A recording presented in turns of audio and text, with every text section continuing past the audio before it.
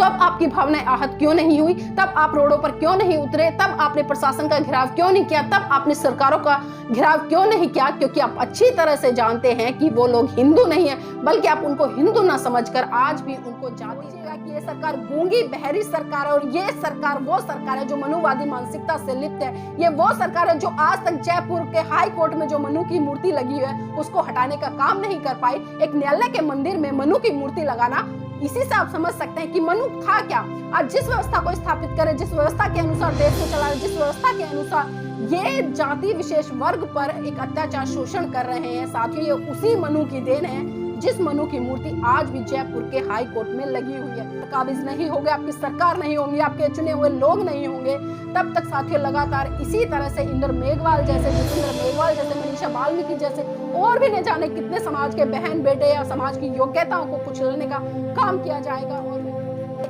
रातों रात नोटबंदी कर दी थी, उसी तरह से एक बयान और पारित कर दिया कि आज के बाद देश में जाति व्यवस्था बिल्कुल खत्म है। आज से अगर कोई भी व्यक्ति जातिवाद को बढ़ावा देने का काम करता है या जाति के आधार पर एक दूसरे के साथ में भेदभाव करता है या जाति के आधार पर अपने आप को प्रस्तुत करता है तो उसको करोड़ों रुपए का जुर्माना और कई साल की सजा। तरह से जितेंद्र मेघवाल की घटना घटी, आप लोगों ने रात दिन प्रोटेस्ट किया, सड़कों पर उतरे, अपनी आवाज को बुलंद किया, लाठियां भी खाई, लेकिन उसके बाद क्या?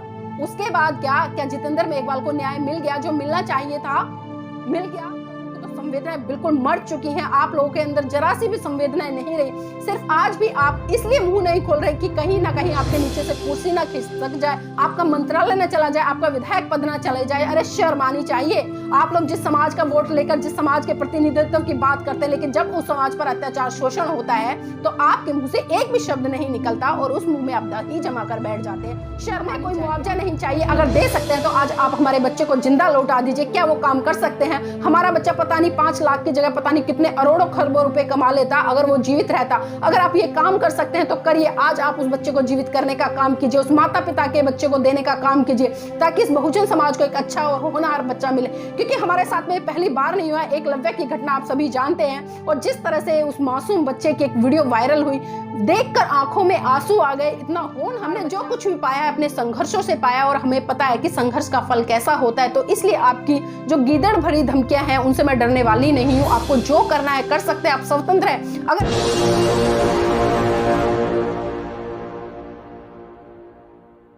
नमस्कार, आप देख रहे हैं एनबी न्यूज 24x7 नीलम बोध के साथ। साथियों, जिस तरह से लगातार देश में अत्याचार शोषण हो रहे हैं, कहीं ना कहीं बहुत बड़ा सवाल खड़े कर रहे हैं। आखिर ये अत्याचार शोषण क्यों हो रहे हैं? और जिस तरह से जालोर की घटना ने लोगों के मन मस्तिष्क पे इतने गहरे घाव छोड़ दिए हैं कि वो घाव सूखने का नाम ही नहीं ले रहे हैं। साथियों, इस तरह की विभत्स घटना आखिर किस मंशा से ये लोग कर डालते हैं? इनको जरा सी भी पीड़ा नहीं होती कि मात्र 9 साल के बच्चे को इसलिए मार दिया जाता है कि वो उनके घड़े को छू लेता है।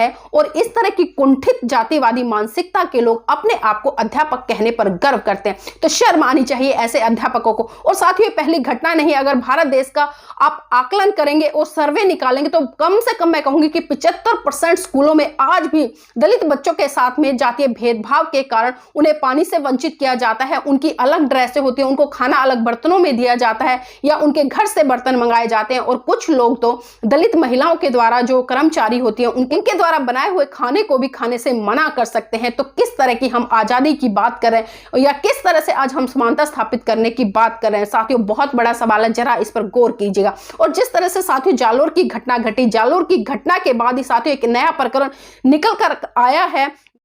मामला है उर्वा ब्लॉक के प्राथमिक विद्यालय ओन्नोर का। साथियों, इसमें अंकित बच्चा है, दूसरी कक्षा का छात्र है। अब पता नहीं कि अध्यापक ने उसको 2-4 थप्पड़ लगाए और फिर उसके बाद लगातार उसकी पिटाई करती रही। और जब अध्यापक अपना आपा खो बैठी तो उसने उस अंकित नाम के बच्चे के मुंह में डंडा दे दिया, जिससे कि उसके यहाँ पर काफी जख्म हो गया और बुरी तरह से वो जख्मी हो गया है। जो अध्यापिका है उसका नाम है रोशनी मिश्रा। साथियों, मैं इसलिए नाम कि आप लोग समझ सके कि ये लोग किस मानसिकता के हैं, किस धर्म को फॉलो करने वाले हैं और किस धर्म को बढ़ावा देने वाले लोग हैं। क्या धर्म इनको यही सिखाता है कि आप पर्टिकुलर किसी विशेष जाति के बच्चे को टारगेट करते हुए उस पर अत्याचार शोषण करें, उसके साथ भेदभाव करें? क्या जब आप शिक्षक बनते हैं तो क्या आपको ये सिखाया जाता है कि जब आप शिक्षक बनकर जाएंगे और जब बच्चों को पढ़ाएंगे तो आप जाति के आधार पर उनके साथ में भेदभाव करेंगे? साथियों, अगर इस तरह के आंकड़े उठाकर देखें, आप निम्न, अगर मैं बड़े बड़े विश्वविद्यालयों की भी बात करूं तो उसमें भी जातिवाद इतनी बुरी तरह से पनप रहा है कि जाति के आधार पर बच्चों को फेल किया जाता है, जाति के आधार पर बच्चों को कम मार्क्स दिए जाते हैं, जाति के आधार पर बच्चों को अपने मन माने तरीके से पीटा जाता है और इतना ही नहीं साथियों, उनकी जान तक लेने का काम किया जाता है। तो शिक्षा के मंदिर में आज किस तरह की चीजें पनप रही हैं, इससे आप भली भांति आकलन कर सकते हैं कि आखिर इस देश में चल क्या रहा है। और तथाकथित कुछ लोग जिनकी भावनाएं बहुत जल्दी आहत हो जाती है, आखिर कहां मर गए? क्या उनको एक बार भी ख्याल नहीं आया कि जालोर की जो घटना घटी है वो बच्चा भी तो आपके हिंदू धर्म से ही आता था? और जिस तरह से पिछले दिनों आप सबने देखा कि जिस तरह से जितेंद्र मेघवाल के साथ में इतनी बेरहमीता से उसकी हत्या कर दी गई, वो भी आपके हिंदू धर्म से ही आता था। तो अब आपकी भावनाएं आहत क्यों नहीं हुई? तब आप रोडों पर क्यों नहीं उतरे? तब आपने प्रशासन का घेराव क्यों नहीं किया? तब आपने सरकारों का घेराव क्यों नहीं किया? क्योंकि आप अच्छी तरह से जानते हैं कि वो लोग हिंदू नहीं है, बल्कि आप उनको हिंदू ना समझकर आज भी उनको जाति, धर्म और दलित के आधार पर संज्ञान में लेते हुए ही इस तरह के कर्मकांडों को अंजाम देते हैं। लेकिन शर्म आनी चाहिए। और खासकर मैं कहूंगी, आप लोगों को धर्म का मतलब नहीं पता है। आप लोग लगातार जय श्री राम के नारे लगाकर इस देश में सांप्रदायिकता को बढ़ावा देने का काम कर। और साथियों, लगातार दिन में भी मेरे पास में बहुत लोगों की कॉल आती है और मैं कई बार तो ऐसे लोगों से पाला पड़ता है जो कि अपने आप को जय श्री राम का भक्त कहते हैं या अपने आप को हिंदू धर्म का रक्षक कहते हैं, अपने आप को सनातनी कहते हैं, लेकिन जब आप उनकी भाषा शैली सुनोगे तो आपकी भी आंखें शर्म से झुक जाएंगी। इस तरह के शब्दों का इस्तेमाल करते हैं। लेकिन मैं उन लोगों के लिए भी मैत्री मंगल कामनाएं करती हूं, क्योंकि मुझे पता है वो लोग अभी भटकाव में हैं, वो लोग अच्छी तरह से जानते नहीं कि आखिर वो क्या कर रहे हैं, क्या नहीं कर रहे। क्योंकि जिस चश्मे को लगाकर वो मुझसे बात करते हैं, अभद्र भाषा का इस्तेमाल करते हैं, मुझे जान से मारने की धमकी देते हैं, मैं जानती हूँ ये सिर्फ और सिर्फ वो अपने लिए नहीं बल्कि उन सत्ताधारी लोगों या उन संगठनों के लिए करते हैं जिनके रहमो करम पर उनको 2 वक्त की रोटी नसीब हो रही है। तो साथियों, इस तरह के लोगों से भी हमें बचने, लगातार इस तरह के लोग हमारे मनोबल को तोड़ने का काम करते हैं। लेकिन हम भी बाबा साहब के सच्चे अनुयायी हैं। हमने जो कुछ भी पाया है अपने संघर्षों से पाया और हमें पता है कि संघर्ष का फल कैसा होता है। तो इसलिए आपकी जो गीदड़ भरी धमकियां हैं उनसे मैं डरने वाली नहीं हूं। आपको जो करना है कर सकते हैं, आप स्वतंत्र हैं। अगर आप मेरी बात से किसी भी तरह से सहमत नहीं है, पहली बात तो मैं ये नहीं कहती कि आप मेरी बात को मान लीजिए। अगर आपको लगता है कि मेरी बात सही है तभी आप उसको फॉलो करें, अन्यथा आप छोड़ दें। लेकिन जो भी बात मैं रखती हूं, मैं अपने समाज को मद्देनजर रखते हुए अपने समाज को जगाने के लिए रखती हूं और लगातार आगे भी रखती रहूंगी, चाहे उसमें आपकी भावनाएं कितनी भी आहत हो, आपको कितनी ही पीड़ा हो, या आप मुझे कितनी ही धमकियां देते रहे या कितना ही जलील करते रहे। जो आपकी भाषा शैली है वो बता देती है कि आप किस संस्कृति के पोषक हैं, किस धर्म को मानने वाले हैं और किन भगवानों का आप हवाला देकर इस तरह की भाषा का इस्तेमाल करते हैं। और साथियों, मैं अभी जिस तरह से बात कर रही थी जालोर की घटना को लेकर, ये जालोर की घटना में लगातार कुछ ना कुछ तथ्यों को तोड़ मरोड़ कर रखा जा रहा है। और साथियों, आज जो वहां का जालोर का भास्कर अखबार है उसने तो सारे तथ्यों को मरोड़ कर ही रख दिया गया है। और जिस तरह से जो छेल सिंह अध्यापक है उसके समर्थन में 3 विटनेस बनाए हैं और 3 विटनेस में जो बच्चे हैं, पहले बच्चे का नाम है राजेश दर्जी, जो कि कक्षा 3 का छात्र है। और उसने जो अपनी स्टेटमेंट में जो कहा है, साथियों जरा ध्यान से सुनिएगा, उसने हम दोनों में चित्रकला को लेकर कुछ वाद विवाद हुआ था और हम दोनों में झगड़ा हो गया था। उसी झगड़े को देखते हुए छैल सिंह सर हमारे पास आए और उन्होंने दोनों को एक एक थप्पड़ लगा दिया। बाकी क्या घटना है मुझे उसका नहीं पता। ये राजेश दर्जी की घटना है साथियों, जो कि 3 साल का बच्चा है। और उसी के बाद में जो नरेश मेघवाल है, ये कक्षा 7 का छात्र है, जिसने कहा है कि मैं स्कूल में पिछले 7 साल से पढ़ रहा हूं और हमारे स्कूल में सिर्फ एक ही टंकी है जिससे कि सभी लोग पानी पीते हैं और आगे क्या घटना घटी मुझे इसके बारे में नहीं पता। तीसरा स्टेटमेंट आता है ईश्वर का, जो कि कक्षा 6 का छात्र है। उसने कहा कि स्कूल में एक ही टंकी और सभी अध्यापक उसी से पानी पीते हैं। मैंने आज तक अपने स्कूल में कोई भी मटकी नहीं देखी। साथियों, ये खबर छापी है जालोर भास्कर ने। अब मैं सवाल करना चाहती हूँ जालोर भास्कर के संपादक या पत्रकार लोग हैं उनसे, आखिर आपने किस तथ्यों के आधार पर ये खबरें छापी? आपके पास में पुख्ता सबूत कौन से हैं?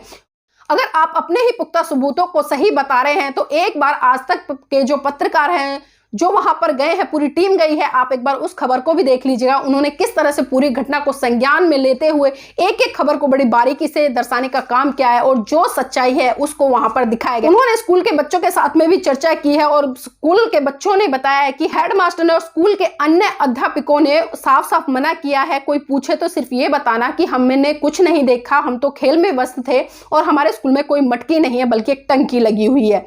और भी कई चीजें उन्होंने खुलकर बताई कि जिस तरह से आज राजस्थान में जो जातीय भेदभाव है वो चरम पर है और आज जो अपने आप को स्वर्ण कास्ट का लोग कहते हैं वो जाति के आधार पर भेदभाव करते नजर आते। और ये चीजें तो साथियों मैं भी प्रत्यक्ष रूप से आपको बता, राजस्थान के अलग अलग जिलों में मेरा जाना हुआ है, मैंने भी देखा कि आज किस तरह से जातिवाद वहां पर मुंह खोले खड़ी है और अपने आप को तथाकथित ऊंची जाति का कहने वाले लोग आज हमारे लोगों को किस तरह से जाति के आधार पर उनका शोषण कर रहे हैं और ऐसा काम करके अपने आप को बड़े महान समझते हैं। तो शर्म आनी चाहिए ऐसे लोगों को जो आज भी कहीं ना कहीं मनुष्य को मनुष्य ना समझकर बल्कि पशुओं से भी भांति समझने का काम कर रहे हैं। और साथियों इसी कड़ी में जिस तरह से अशोक गहलोत जी का जो बयान आया, वास्तव में वो तो इतना शर्मनाक है और इतना निंदनीय है और इतना बेतुका बयान है कि अगर कोई आम साधारण से साधारण व्यक्ति देता तो समझ में आता कि हाँ अनपढ़ है, गवार है, उसके मुंह से निकल गया होगा। लेकिन आप मुख्यमंत्री होने के बावजूद आपके ऊपर दायित्व बनता है कि आपके सानिध्य में जितने लोग रह रहे हैं वो किसी भी तरह से दुखी ना हो। लेकिन जिस तरह से मासूम बच्चे इंद्र मेघवाल के साथ में जो घटना होती है और अपने बेतुके बयान में आप मुंह फाड़कर खोल देते हैं कि ऐसी घटनाएं तो होती रहती हैं।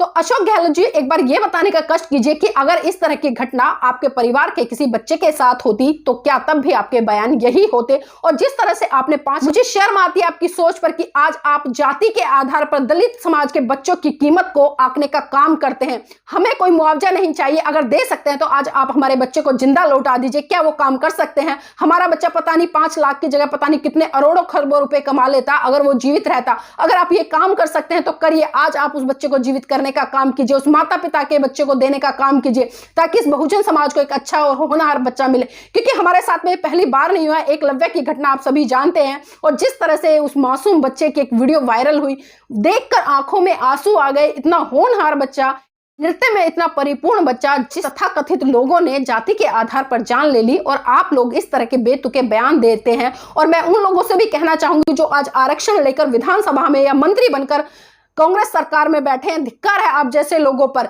कम से कम आपको सीखना था तो जो पानाचंद मेघवाल जी हैं जो कि विधायक, जिन्होंने अपने विधायक पद से इस्तीफा दिया है, उन्हीं से कुछ सोच लेते, उन्हीं से कुछ समझ लेते कि आखिर संवेदनाएं क्या होती हैं। लेकिन आप लोगों की तो संवेदनाएं बिल्कुल मर चुकी हैं। आप लोगों के अंदर जरा सी भी संवेदनाएं नहीं रही। सिर्फ आज भी आप इसलिए मुंह नहीं खोल रहे कि कहीं ना कहीं आपके नीचे से कुर्सी ना खिंच, आपका मंत्रालय ना चला जाए, आपका विधायक पद ना चले जाए। अरे शर्म आनी चाहिए। आप लोग जिस समाज का वोट लेकर जिस समाज के प्रतिनिधित्व की बात करते हैं, लेकिन जब उस समाज पर अत्याचार शोषण होता है तो आपके मुंह से एक भी शब्द नहीं निकलता और उस मुंह में आप दही जमा कर बैठ जाते हैं। शर्म आनी चाहिए आपको। और इतना ही नहीं साथियों, मैं इस देश के माननीय प्रधानमंत्री से भी कहना चाहूंगी जो लगातार सबका साथ सबका विकास की बात करते, कहां गए उनके सारे संगठन, कहां गए सारे प्रवक्ता जो आज टीवी पर बैठकर डिबेट क्यों नहीं कर रहे हैं? क्योंकि शर्म आनी चाहिए उन गोदी मीडिया को भी, उन प्रवक्ताओं को भी। जिस तरह से 15 अगस्त में आपने भाषण दिया, आपके भाषण खत्म होने के बाद आपके कपड़ों की तारीफ कर रहे हैं, आपकी पगड़ी की तारीफ कर रहे हैं कि आज मोदी जी इतने सुंदर लग रहे थे, इतने अच्छे लग रहे थे और पगड़ी में इतने सुशोभित हो रहे थे। क्या यही मुद्दा रह गया मीडिया के पास चर्चा करने के लिए? देश में जितनी घटनाएं घट रही है और खासकर जो दलित शोषित वर्ग पर जो घटनाएं घट रही हैं उनको संज्ञान में लेकर आप लोग चर्चा क्यों नहीं करते? तो यहां पर साथियों में बहुजन समाज के लोगों से भी कहना चाहूंगी, ऐसे चैनलों का बहिष्कार करें। खुद मैं गारंटी से कहती हूं जिस दिन एक दिन आपने इनके चैनल को नहीं देखा तो ये धरातल पर आ जाएंगे। लेकिन आप लोग भी ऐसा नहीं करते, क्योंकि आप लोग भी तभी जागते हैं जब समाज में इस तरह की, जिस तरह से जितेंद्र मेघवाल की घटना घटी, आप लोगों ने रात दिन प्रोटेस्ट किया, सड़कों पर उतरे, अपनी आवाज को बुलंद किया, लाठियां भी खाई। लेकिन उसके बाद क्या? उसके बाद क्या जितेंद्र मेघवाल को न्याय मिल गया? जो मिलना चाहिए था मिल गया? उसके बाद में अभी जो प्रकरण निकल कर आया है इंद्र मेघवाल का, इसके लिए भी हम उम्मीदें लगाकर बैठे हैं कि सरकार हमें न्याय देगी। लेकिन आप सोचिएगा कि ये सरकार गूंगी बहरी सरकार है और ये सरकार वो सरकार है जो मनुवादी मानसिकता से लिप्त है। ये वो सरकार है जो आज तक जयपुर के हाई कोर्ट में जो मनु की मूर्ति लगी है उसको हटाने का काम नहीं कर पाई। एक न्यायालय के मंदिर में मनु की मूर्ति लगाना इसी से आप समझ सकते हैं कि मनु था क्या। आज जिस व्यवस्था को स्थापित करे, जिस व्यवस्था के अनुसार देश को चला रहे, जिस व्यवस्था के अनुसार ये जाति विशेष वर्ग पर एक अत्याचार शोषण कर रहे हैं, साथियों ये उसी मनु की देन है जिस मनु की मूर्ति आज भी जयपुर के हाई कोर्ट में लगी हुई है। तो इस पर भी हमें विचार करना होगा। और देश के माननीय प्रधानमंत्री जी बहुत बड़ी बड़ी बातें तो कर लेते हैं, वेशभूषा तो बदल लेते हैं, लोगों से डीपी चेंज कराने की बात तो कर लेते हैं, घर पे तिरंगा लहराने की बात करते हैं, घर घर तिरंगा लगाने की बात करते हैं, लेकिन कभी भी वो बात नहीं करते इस देश में जो जाति व्यवस्था पनप रही है उसके कारण इस देश में बहुत बड़े तबके को लगातार टारगेट करके उसके साथ में मॉब लिंचिंग जैसी घटनाओं को अंजाम दिया जा रहा है। चाहे मैं बहुजन समाज की बहन बेटियों की बात करूं या युवाओं की बात, और जिस तरह से अब जो मासूम बच्चों की योग्यताएं समाज में निकल कर आ रही है उनको भी किस तरह से मनुवादी विचारधारा के लोग आग कुचलने का काम कर रहे हैं। और हमारे देश के माननीय प्रधानमंत्री जी बड़े गर्व से अपनी वेशभूषा के साथ में बड़ी ऐंठ में चलते हैं और फोटो सेशन कराने का काम करते हैं, लेकिन कभी भी उन चीजों पर चर्चा नहीं करते, कभी भी अपने संगठनों को नहीं कहते। आज जो घटना जालोर में घटी है उसका हम पुरजोर विरोध कर और उस बच्चे को और उस परिवार को हम उचित न्याय दिलाएंगे, तब एक शब्द भी माननीय नरेंद्र मोदी जी नहीं बोलते हैं। जब हम इनके लिए कोई शब्द बोलते हैं तो इनकी भावनाएं आहत हो जाती है, एफआईआर तक दर्ज करा देते हैं, और इतना ही नहीं माँ बहन की गालियों पर उतर आते हैं। तो इसी से आप ये भी सोच सकते हैं साथियों ये कितने सभ्य लोग हैं। लेकिन मैं यहाँ पर कहना चाहूंगी माननीय नरेंद्र मोदी जी से कि जिस तरह से आपने रातों रात नोटबंदी कर दी थी, उसी तरह से एक बयान और पारित कर दीजिए कि आज के बाद देश में जाति व्यवस्था बिल्कुल खत्म है। आज से अगर कोई भी व्यक्ति जातिवाद को बढ़ावा देने का काम करता है या जाति के आधार पर एक दूसरे के साथ में भेदभाव करता है या जाति के आधार पर अपने आप को प्रस्तुत करता है तो उसको करोड़ों रुपए का जुर्माना और कई साल की सजा देने का प्रावधान आज मोदी जी को पारित कर देना चाहिए।